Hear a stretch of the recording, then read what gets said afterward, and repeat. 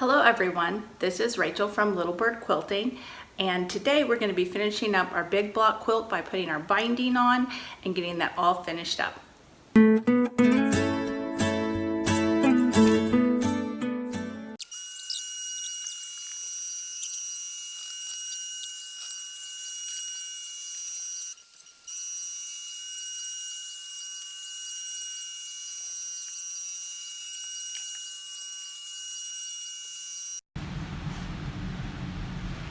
Cormac, are you being a star right now?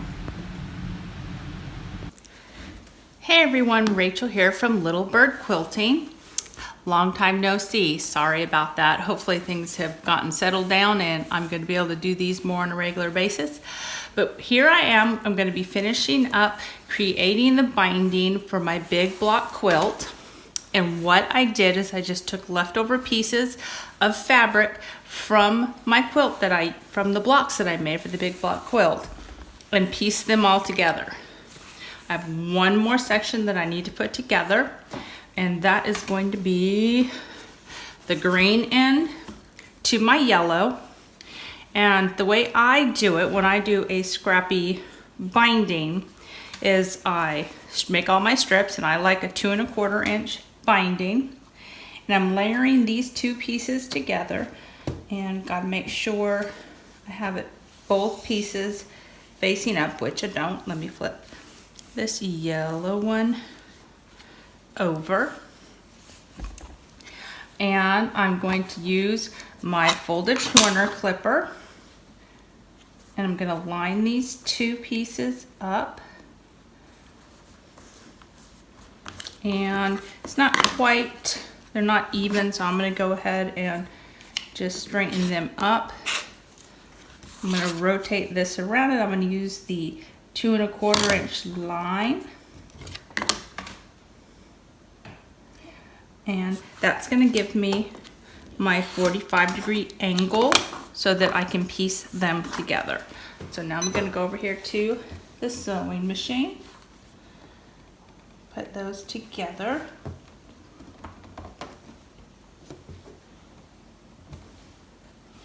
And I'm going to use 1/4 inch seam allowance. And that is the last point that I needed to join together. So now I'm going to head over to the ironing board and iron these all flat, and then iron them in half so I can get them sewn down to my quilt. I'll see you guys in a little bit. So here we are at the end of placing our binding on.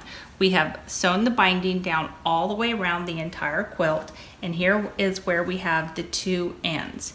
And I want to leave an opening about 10 to 12 inches so that I have some maneuverability. So I'm going to take this right side, the green side, and I'm going to trim him off about 3/4 of the way through that opening, just so I have a nice straight edge. And then I'm going to take that piece that I trimmed off, and I'm going to use that to figure out how much overlapping I'm going to need, because I need these two pieces to overlap the width of my binding, which is 2 1/4 inches. I could just measure, but I find that this way's a little bit easier for me. So I take my binding, I lay that one piece down where I have the nice clean edge, and I take that piece that I trimmed off, and I lay him down. Now I'm going to take this side, and I'm going to pull it taut, and I'm going to just mark where I need to trim. And this is a cut line, so I'm going to go ahead and just use a regular pencil or a pen just to mark that, because that's actually where I'm going to be cutting. It's going to be cut off. So then I'm going to bring it down onto my cutting mat, because I don't want to cut my quilt. And I'm going to cut right there where we marked.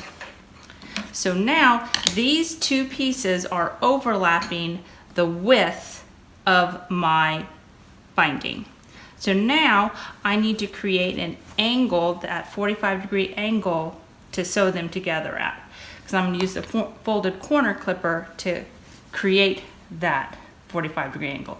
So I'm gonna layer them together, one on top of each other, with both the right sides facing up.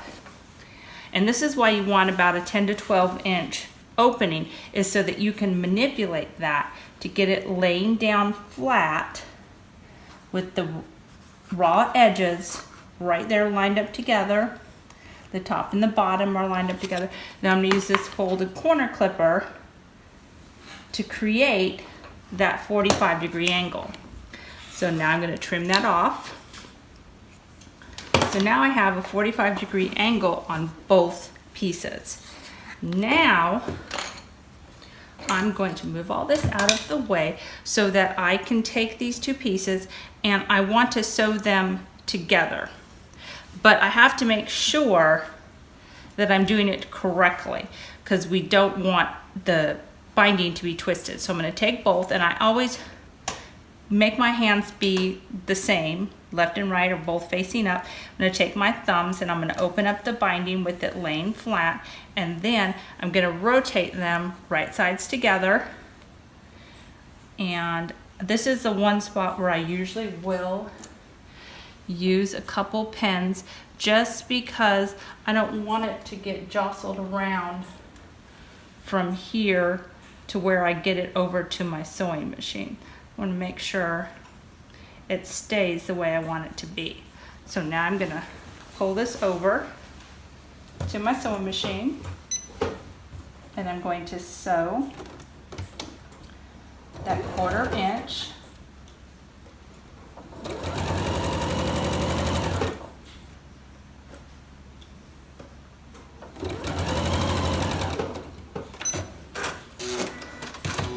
And if I sewed it correctly, when I open it up right there, it lays flat. So now I'm going to go ahead and stitch down, because remember I still have that opening where it's not attached to the quilt. So now I'm going to sew that down.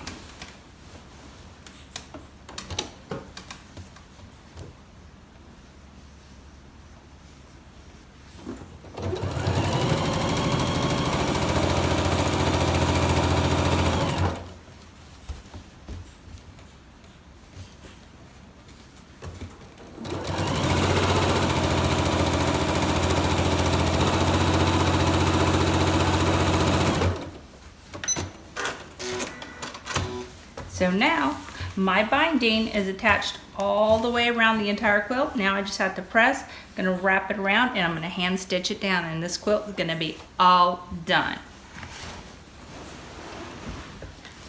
Well, I might have to move this little guy so I can finish doing this. Come on, it's time to get moved. I got to go hand sew now.